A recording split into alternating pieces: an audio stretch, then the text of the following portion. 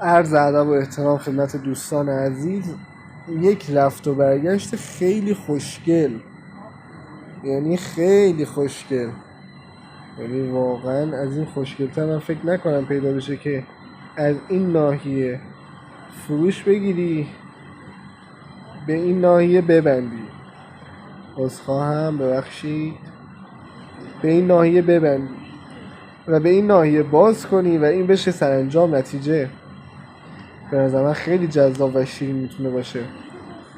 خلاصه دیگه آخر هفته خوبی باشه واسه معامله‌گران عزیز. به نظرم بسته دیگه، جا داره ولی بسته. خدا بده برکت. چه رفت و برگشت خوشگلی از این ناحیه تا این ناحیه و به این ناحیه، فوق‌العاده است.